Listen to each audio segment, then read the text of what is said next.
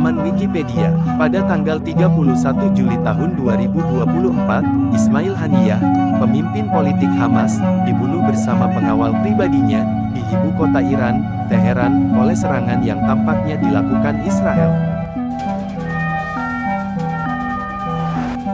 Tonight at 11, we begin with breaking news rocking the Middle East. Two deadly attacks in the capital cities of two different countries, both targeting leaders of terrorist organizations supported by Iran.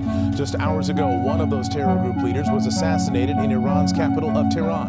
Tonight, Hamas has confirmed its political leader, Ismail Haniyeh, has been killed at a home in Tehran, a bodyguard also killed. Earlier in the day, Haniyeh attended the inauguration of Iran's new president, Masoud Pezeshkian, and he also met with Iran's supreme leader, Ayatollah Khamenei. In a statement, the Islamist terror group Hamas blames Israel for the attack. Iran's Revolutionary Guard tonight calling it an assassination. Israel has made no statement tonight but had vowed to kill Haniyeh and other Hamas leaders after the group's October 7th attack. Haniyeh dibunuh setelah kembali ke tempat tinggalnya setelah menghadiri upacara pelantikan Presiden Iran Masoud Pezeshkian. Pembunuhan dan kematian Ketua Biro Politik Hamas Ismail Haniyeh Rabu 31 Juli 2024 mau tak mau menjadi pukulan bagi Hamas yang kini masih berperang dengan Israel. Iran telah meluncurkan penyelidikan ekstensif terhadap pembunuhan Ismail Haniyeh, kepala kantor politik Hamas. Otoritas setempat telah menangkap puluhan orang yang mungkin terkait, menurut laporan New York Times pada Sabtu tanggal 3 Agustus tahun 2024. Iran memulai sebuah investigasi ekstensif atas kematian pemimpin Hamas Ismail Haniyeh di ibu kota Iran Teheran pada Rabu 31 Juli 2024 lalu. Dari hasil investigasi sementara, pemerintah Iran telah menahan puluhan orang yang diduga terkait dengan kematian pemimpin Hamas tersebut. Berdasarkan laporan New York Times, pada Sabtu 3 Agustus 2024, para perwira intelijen senior, pejabat militer, dan para staf di sebuah wisma yang dikelola militer di Teheran telah ditahan. Penyelidikan kematian Haniyeh pun telah diambil alih oleh unit intelijen khusus Korps Garda Revolusi Islam Iran atau IRGC. Di wisma tempat menginap mendiang Haniyeh, rekaman CCTV juga dipindai secara menyeluruh. Selain itu, daftar tamu diperiksa hingga keseharian para pegawai wisma di sana juga turut diperiksa. Anggota Mossad Israel diyakini telah beroperasi dan terlibat dalam pembunuhan Haniyeh yang terjadi di Teheran. Bukan hanya memeriksa wisma tempat menginap Haniyeh, sekelompok penyidik lainnya juga dilaporkan sedang memeriksa rekaman dari bandara internasional dan domestik Iran. Bahkan daftar kedatangan dan keberangkatan serta rekaman CCTV turut dilakukan pemindahan data. Seorang anggota IRGC mengatakan protokol keamanan telah berubah, personil keamanan yang mengawal para pejabat senior telah ditukar, dan peralatan elektronik seperti telepon juga telah diganti. Kematian Haniyeh di negara sekutu dekatnya itu pun menjadi pukulan telak bagi aparat keamanan Iran. Pasalnya, insiden terbunuhnya pemimpin biro politik Hamas itu memperlihatkan kerentanan yang parah dan mengindikasikan adanya penetrasi intelijen asing yang mendalam di dalam Republik Islam tersebut. Para ahli mengatakan pembunuhan Haniyeh itu sekaligus menjadi pesan bagi Iran dan sekutunya bahwa mereka bukanlah lawan yang tidak bisa dijangkau oleh Israel, bahkan di negaranya sendiri.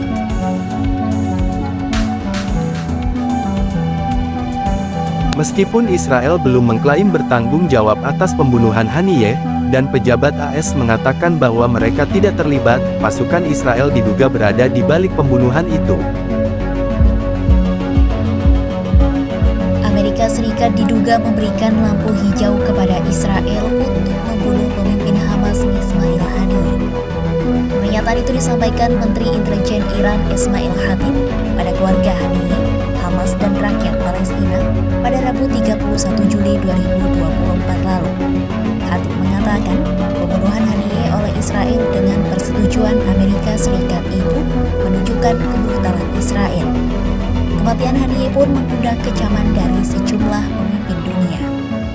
Pemimpin tertinggi Iran Ayatollah Ali Khamenei mengatakan negaranya berkewajiban untuk membalas darah tamu terhormatnya tersebut dan menyalahkan Israel atas insiden yang terjadi.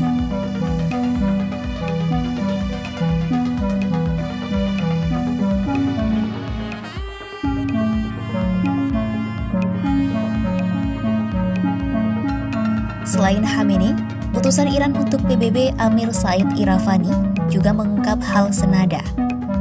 Iravani menyebut negaranya akan membalas pembunuhan Haniyeh dengan tegas dan di saat yang tepat.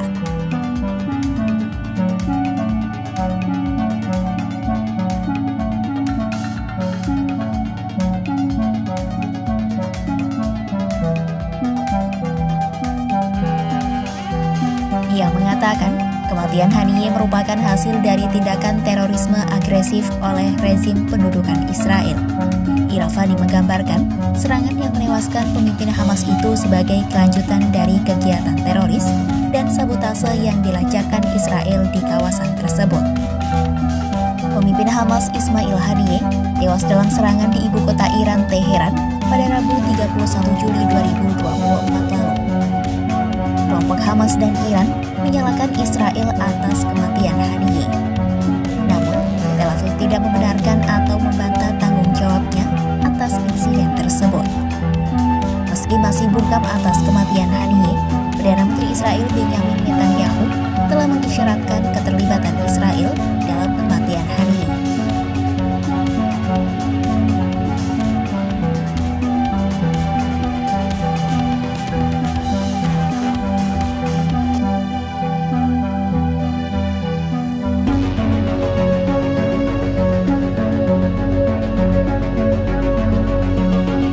Masih belum terjawab, dan malah muncul isu rencana penyerangan Teheran terhadap Zionis Israel pada tanggal 31 Juli tahun 2024 lalu. Iran's Ayatollah has reportedly ordered a direct Iranian attack on the Jewish state. This threat comes in retaliation for the killing of a top Hamas leader on Iranian soil. Prime Minister Benjamin Netanyahu is warning that anyone who strikes Israel, quote, will exact a heavy price from any aggression on any front. Chris Mitchell reports on the growing concerns the conflict will escalate into a wider war. On Wednesday, the funeral procession of Hamas leader Ismail Haniyeh made its way through the streets of Tehran. While Israel has not claimed responsibility for his death, the New York Times reports Iran's Ayatollah Khamenei has ordered a direct strike on Israel in retaliation for the attack on Iranian soil. A senior Hamas leader said Haniyeh's death affects ongoing negotiations between the terror group and the Jewish state. There is no point in talking about ceasefire negotiations amid bloodshed and assassinations. The IDF also confirmed the death of Mohammed Deif, Hamas's #2 leader in Gaza, on July 13th. In an address to the nation Wednesday night, Prime Minister Benjamin Netanyahu said Israel is prepared for any retaliation. There are challenging days ahead of us. Since the attack in Beirut, threats have been heard from all sides. We are prepared for any scenario and will stand united and determined against any threat. Israel will exact a heavy price from any aggression against us on any front. He emphasized Iran is the power behind all the threats. Since the beginning of the war, I have conveyed that we are in a struggle against Iran's axis of evil. This is a war of existence against a stranglehold of terrorist armies and missiles that Iran wants to tighten around our necks. U.S. Secretary of Defense Lloyd Austin said America will stand by Israel in the event of an attack. If Israel is attacked, we certainly will help defend Israel. You saw us do that in April. You can expect to see us do that again. Middle East expert Avi Melamed expects a calculated retaliation by Iran. It will be on the one hand powerful and send a message, but on the other hand will be very careful not to result in a dynamic that will actually result in an all-out war.